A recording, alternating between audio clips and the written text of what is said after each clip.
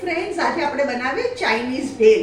એના માટે મેં શું કર્યું છે, 3 ટેબલસ્પૂન ઓઇલમાં 1 કપ કોબી સુધારેલી, 1 કપ બાફેલા કોર્ન, 1 ગાજર અને 1 મોટું કેપ્સિકમ અને 1 કાંદો, એને ઝીણા સમારી 3 ટેબલસ્પૂન ઓઇલમાં મેં આને ચડાવી દીધા છે.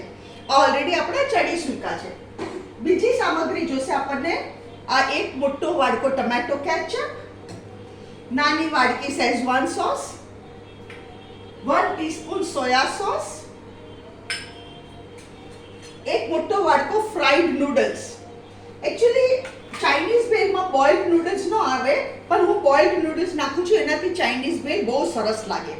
હવે સૌથી પહેલા આપણે શું કરશું, આમાં આપણે બધા સોસીસ નાખી દેવાના. આ ટમેટો કેચઅપ,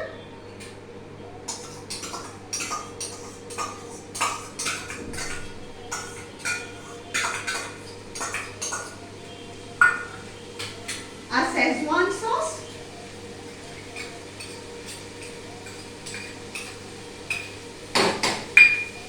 આ સોયા સોસ.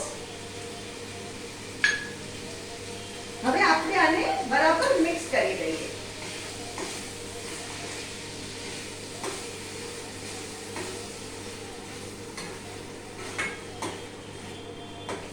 હવે આમાં આપણે શું કરશું, આપણે આ ફ્રાઈડ નૂડલ્સ નાખશું.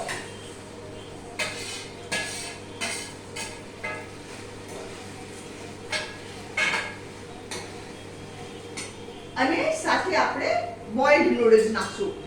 અમે હાસ્તા નૂડલ્સને શું કર્યું છે, ગરમ પાણીમાં બોઇલ કર્યા છે, ઠંડા પાણી નીચે પછી મૂકી દીધા, ચડી ગયા એટલે, અને તેલ ચોપડીને રાખ્યા છે, એટલે આ એકબીજાને ચોટે નહીં. આપણે આમાં બોઇલ્ડ નૂડલ્સ નાખવાના.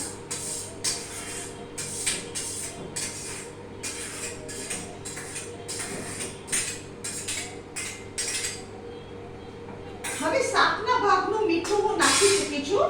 આપણે નૂડલ્સના ભાગનું મીઠું નાખીએ, પણ ધ્યાન રાખવાનું કે સોસ બીટમાં સોલ્ટ હોય, બધા સોસીસમાં સોલ્ટ હોય. મેં આમાં 1 ટીસ્પૂન મીઠું નાખ્યું છે.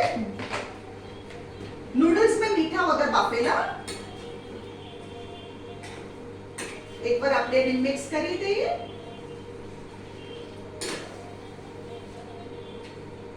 આ બહુ સરસ લાગે. અને આ વેજીટેબલ્સ તમે તમારા ચોઈસના લઈ શકો. આમાં કોર્ન મેં નાખ્યા છે, કોર્નથી બહુ સરસ લાગે. તમારે કોર્ન નાખવો હોય તો કોર્ન નાખી શકો, બેબી કોર્ન્સ નાખી શકો. વેજીટેબલ્સ તમે તમારા ચોઈસનું લઈ શકો. આમાં મેં 1 ગાજર, 1 કાંદો, કોબી અને કેપ્સિકમ અને અમેરિકન કોર્ન નાખ્યા છે. ગાજર સાઈડથી તમને કહેતા ભૂલી ગઈ, 1 ગાજરે મેં નાખ્યું છે.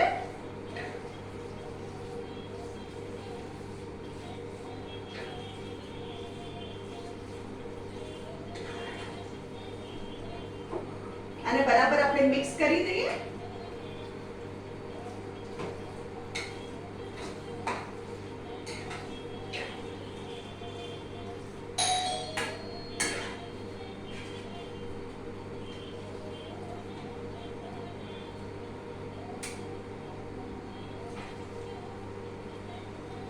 ફ્રેન્ડ્સ, આ છે આપણી ચાઇનીઝ ભેલ.